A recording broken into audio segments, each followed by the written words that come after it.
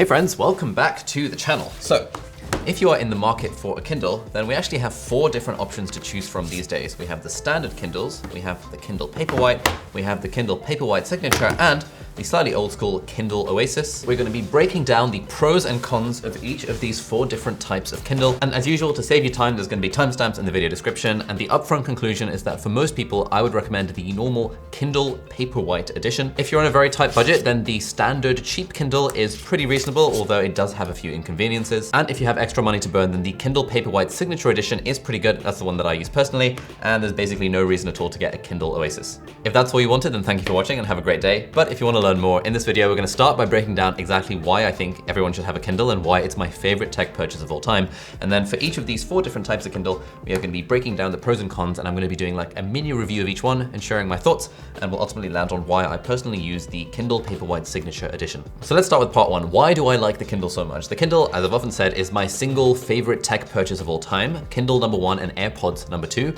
Those are 2 life-changing pieces of tech. The reason Kindle is life-changing is kind of threefold. Number 1, it makes it super easy to read books. It takes all of the friction out of reading. I carry a Kindle with me wherever I go. I always have one in my bag, and I always have a second one, being honest, on my bedside table, because it just ensures that I'm able to read just before bed. Secondly, having a Kindle makes it super easy to buy books. Anytime someone recommends me a book, I will just immediately buy it on Kindle. It costs a few pounds. It's often cheaper than buying the physical book, and it means I can access it immediately. And finally, having a Kindle makes it super easy to highlight books as well. So if you're interested in reading non-fiction, like a lot of what I read, then highlighting and taking notes on it is kind of a useful thing to do, and a Kindle makes it super easy. So overall, yeah, the single one tech purchase that I think is absolutely life-changing for everyone, that I think is an absolute no-brainer. So after all that preaching, let's talk about the normal Kindles. Now the cool thing about these is that it comes in white and black as well. And the annoying thing about the other ones is that they don't come in white.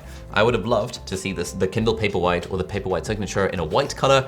I would definitely bought that one because I prefer white colors, but basically you've got a choice of 2 for the normal Kindle. And the normal Kindle clocks in at around £49 or $49, and they often have sales to make it even cheaper than that. So this is by far the best value for money Kindle on the market. And as with all the Kindles, the reading experience is very good. There's no buttons on it other than the on button, and you just touch the screen if you want to go forward or back any pages in your book. And it genuinely does sort of look like you're reading on paper. They've got these e-ink screens that don't feel like you're reading from a screen. And for £49 or $49, however much this is actually like really good.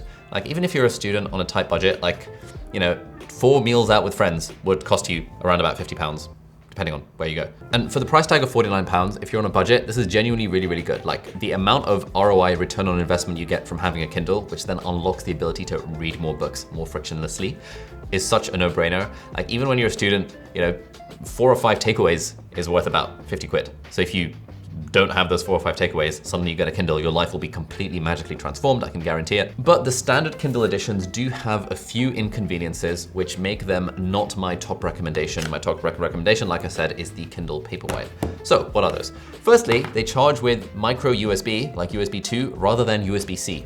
This is a bit of a nightmare because I don't have any other devices that charge with basic box standard micro USB. And so actually finding a cable to charge these is a non-trivial thing. And actually when I used to use the Kindle Oasis, which also really annoyingly has micro USB rather than USB-C, it would often like run out of battery. Well, it wouldn't often run out of battery. It would run out of battery like every now and then. And I'd be like, I really cannot find a cable to charge this. And it would mean that I wouldn't be able to get to sleep one night because I often read the Kindle before going to bed. And it really like negatively impacted my quality of life. The other annoying thing about the normal Kindle is that the resolution is about half of what it is on the Kindle Paperwhite and the Kindle Oasis. So the more expensive Kindles have a resolution of 300 pixels per inch, whereas these normal Kindles have a resolution of 167 pixels per inch. Now, if you're used to reading a normal Kindle, you probably won't notice this. But it's like if you're used to reading on a Kindle Paperwhite and high resolution screens, you can sort of more easily see the pixels, and it's just a little bit less of a nice reading experience if you compare them side by side. Although of course, if all you've seen is the budget Kindle, you're gonna be completely satisfied with it. In terms of design, the screen size is very slightly smaller than the Kindle Paperwhite. This is not a huge deal. Like I find this screen size completely fine as well. This one is also good, so screen size isn't a major factor for me. But the other annoying thing about these Kindles is that they don't have a warm light option. Now, life is pretty good these days because all these Kindles do have a backlight, whereas back in the day, the original Kindles of old never had a backlight, and so you'd have to like have the bedside lamp on while you're reading. Now they all have a light, but the standard ones only have a cool light, like a blue light, which apparently when you're trying to get to sleep at night is not very good because your eye responds to the blue light and it kind of keeps you awake because your eye thinks it's daytime, something along those lines. The nice thing is that the Kindle Oasis and the Kindle Paperwhite Paperwhites do have a warm light. So you're getting yellow light rather than blue light, and theoretically that helps you sleep better at night. I've tried both. With my N=1 study, I haven't really noticed much of a difference in my ability to sleep with warm light versus cold light, but apparently the science says that warm light is better, so that's a big reason why the Kindle Paperwhite is my go-to rather than the normal Kindle. If you're on a budget and you can live with those drawbacks, then the normal Kindle is absolutely fantastic and you will absolutely not regret buying it, and I can just 100% recommend it without reservation. All right, let's now talk about the Kindle Paperwhite, and as I said, this is the one that I recommend for most people, and this comes in at £104. The dollar price will be over here, and this is basically twice the price of the standard Kindle. So what features do you get for twice the price? Well, firstly, its design is slightly different. The screen is now flush with the device, whereas there is a bit of a sort of a ridge, a divot with like the normal Kindle. It's not a huge deal. It doesn't really make much difference to the reading experience, but the screen is very slightly bigger, which you might prefer. It does have a much better resolution, and that's one of my favorite things about it, that the text looks smoother than it does on the normal Kindle. And it has a warm light option, which means, like me, if you were reading at nighttime in bed in the dark, then you don't need to worry about the blue light allegedly harming your eyes and stopping you from going to sleep. The light on this is slightly stronger as well, although I tend not to have it on maximum brightness because I read at the nighttime, and so I haven't really noticed much of a difference between the standard Kindle and the Paperwhite. But the other cool thing about the Paperwhite is that it is now waterproof. That is one of the new features in the Kindle Paperwhite that wasn't there before, which is what justified the existence of the much more expensive Kindle Oasis. But now Paperwhite Signature, and Oasis are all waterproof. So that's nice if you want to read in the shower for whatever reason. So the question becomes, is it worth paying twice the price for the Kindle Paperwhite rather than the Kindle normal? I think it kind of depends on your budget. If you're on a tight budget where that £50 or $50 makes a large difference to your life, then don't worry about it. Just get the normal Kindle and you'll be completely fine with it. It's just a very slight inconvenience to have that annoying micro USB charger, but hey, it's not a huge deal. Whereas if your budget is such that £50, $50 doesn't really make much of a difference to your life, then I think you will want to upgrade to the Kindle Paperwhite for the reasons of the warm light, the slightly bigger screen, and the higher resolution, and the fact that apparently the battery for this is 40% longer lasting than the battery for the standard Kindle, which kind of makes sense because this is smaller than this, and battery size kind of depends on the size of the device. But to be honest, Kindles have such a long battery life anyway, and you charge them maybe every couple of weeks, that it doesn't really make much of a difference to your day-to-day use. So that's the Kindle Paperwhite. Let's now talk about the Kindle Paperwhite Signature Edition, which is basically exactly the same, to the point where I literally cannot even tell the difference between the two devices other than by looking at the serial number on the back, being like, oh, okay, this is the Signature and this is the normal one. But Amazon is charging an extra £75 or $90 or something for the Kindle Paperwhite Signature. So what do you get for that? Well, basically you only get three things. Number one, you get upgraded storage. So the normal Kindle Paperwhite has 8 GB by default, whereas the Signature has 32 GB by default. That is honestly not a huge deal, unless you read comic books or you listen to audiobooks on the Kindle, which is a bit weird because you can just listen to audiobooks on your phone. You're very unlikely to ever come close to the limitations of even 8 GB. And so upgrading from 8 to 32 doesn't really make much of a difference, at least for me. Secondly, the Signature has an auto-adjusting front light. To be honest, I have never noticed this and only realized that was a thing when I looked at the specification list in preparing this video, having used both the normal Paperwhite and the Paperwhite Signature, because I just have never noticed that the light automatically adjusts, because I just, it's not a thing that you notice, and it's not that hard manually adjusting the light if you need to. To be honest, I've only adjusted the light on the normal Paperwhite just once, which was the first time I got it, and now I've got it set to the level that I want when I'm reading in bed. And if I'm feeling a bit I want the light to be a bit brighter, I'll just adjust the light manually. It's not very hard. But the third difference between the Paperwhite and the Paperwhite Signature, and the reason why I got the Signature, is because the Signature now has wireless charging. Yes, if you want, you can buy the extra wireless charging device for the Kindle, which is actually weirdly not made by Amazon, but made by Anker.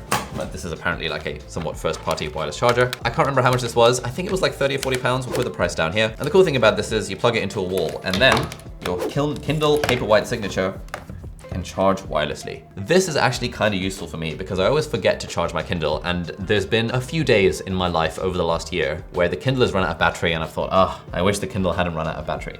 The nice thing about the wireless charger is that in the morning I can just stick the Kindle on the wireless charger, and I know my Kindle is never ever going to run out of battery because now it's on the wireless charger and that's its home on my bedside table. Plus it's just kind of nice to have a wireless charger and it makes the bedside table look good. So for that reason, I was personally happy to pay an extra £75 for the Kindle Paperwhite Signature and an extra 30-40 quid for the wireless charger, just kind of for that very mild convenience and very mild aesthetic preference. This is why I'd probably only recommend the Signature if you're in that position where you're a massive tech nerd and you don't really care about how much money you spend on tech, because you can call it a business expense or something like that. Because to be honest, spending an extra twice as much just for the benefit of wireless charging, probably isn't really worth it, especially considering the Paperwhites charge with USB-C, and we all have USB-C cables lying around absolutely everywhere these days, so you can always very easily charge it with your laptop charger or your phone charger or whatever. But yeah, for that reason, I have a wireless charger for my bedstand, and I have the Kindle Paperwhite signature, but that is not a recommendation that I would give for most people. My recommendation is still, for most people, the normal Kindle Paperwhite is the way forward, unless you're on a budget, in which case the standard Kindle will completely do. So these are the new Kindles, the normal ones, the Paperwhite and the Paperwhite signature, but there is the old Kindle Oasis. It's a bit of a different design. You can get it in different colors. I think this is like the gold one. This is quite expensive. I think it's about £230. We'll put the prices down here. And this used to be a reasonable option because it had a warm light and it was waterproof. But now the standard Kindle Paperwhite also has a warm light and is also waterproof. So unless you really, really vibe with the physical design of the Oasis and the physical buttons, it's not really something that I would recommend. Personally, I used this for about a year and I actually genuinely prefer the Paperwhite. I don't really like the design of this. It's not like easier to hold or easier to read. I guess, you know, you can kind of hold it like this where, you know, your thumb isn't really covering the device. But to be honest, you figure out like it's not that hard holding one of these devices. So basically I would really say that there's no reason at all to get one of these old Kindle Oases. Oasis, whatever. Maybe that will change when Amazon upgrades these, but I can't imagine the Kindle Paperwhite being anything other than the recommendation for most people. Oh, and the other really annoying thing about the Oasis is that it's old micro USB. It's not even USB-C, so it's actually genuinely hard to charge the Kindle Oasis. So basically, there's no need to get one of these. I'm not gonna throw it because I want to give it to one of my team members or one of my friends because it's still a Kindle at the end of the day and it was like 230 quid. But yeah, basically we can throw this in the trash because it's a bit pointless. Now at this point, you might be wondering what the hell I'm doing with all these 5 different Kindles. I'm gonna keep 2 of them for myself, but these 3 I'm gonna be giving away to various team members because now I've got a team of people that helps me out on this YouTube channel and all the various courses and stuff that we do as a business. And in fact, completely coincidentally, one of the tools that really helps us work together as a team, as a business, is an app called Loom, who are very kindly sponsoring this video. To be honest, you've probably heard of Loom already. It's a fantastic screen recording app that works across all platforms, mobile platforms, desktop platforms, Mac, Windows, the whole shebang. And it's by far the easiest way I've ever found to record screencasts. So we use those for team members, for documentation, for onboarding, for me showing someone how I do something on the computer so that they can then do the thing and I can delegate it to them. We also use Loom a lot for our part-time YouTuber Academy. So we use it to show students how to do stuff in editing software, how to use our various courses platform, and we also use it to give feedback on their videos. And the cool thing about that is that you can literally just open a Loom recording, watch someone's video,